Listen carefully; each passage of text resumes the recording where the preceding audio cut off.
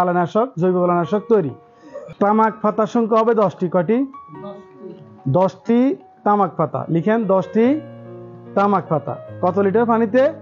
10 litre পানিতে।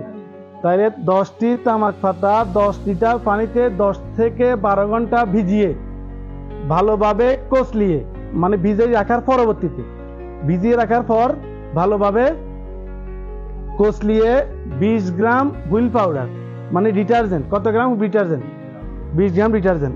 Wheel powder মানে detergent কত গ্রাম? ডিটারজেন্ট মিটাতে মানে হুইল পাউডার যেটাকে আমরা বলি, ওই হুইল পাউডারটা মিটাতে কত গ্রাম? 20 গ্রাম। তাহলে 20 গ্রাম মিশিয়ে তারপর আমরা এটা কি করব?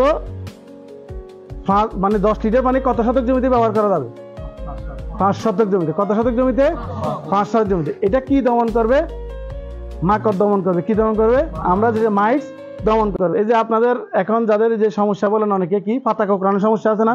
আপনাদের বাড়িতে বিশেষ করে যে কোনো গাছে কি হয়, যেমন মরিচে বিশেষ করে কি হয়, পাতাটা কি হয়, নিচের দিকে কোঁকড়ায় যায়। তাহলে নিচের দিকে কি কারণে কোঁকড়ায়?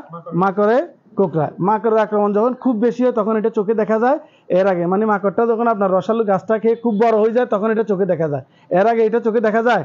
খুবই ছোট, এটা ওইভাবে চোখে দেখা যায় না। তাহলে এটা আপনারা ব্যবহার করবেন। আর যেহেতু আমাদের মাকড়ের একটা জীবনচক্র আছে, এই মাকড়টা 5 থেকে 7 দিনের মধ্যে পূর্ণাঙ্গ একটা ডিম থেকে হয়ে 5 থেকে 7 দিনের মধ্যে আবার কি দিবে? ডিম দিবে। আবার কি দিবে? তাহলে যদি এর মধ্যে ডিম দেয় তাহলে আমাদেরকে অবশ্যই মাকড় যদি বংশ একবারে কি করতে হয়, মানে বংশ যদি একবারে আপনি নির্মূল করতে হয়, এই 5 থেকে 7 দিনের বেশি যাওয়া যাবে না। যদি আপনি আজকে দেন 5 থেকে 7 দিনের মধ্যে আবার ওষুধটা কি করতে হবে? ওই পোকা ডিম পাড়ার আগে করতে হবে, ধ্বংস করে ফেলতে হবে। তাহলে আর কি হবে না, এই মাকড়ের আক্রমণ হবে না।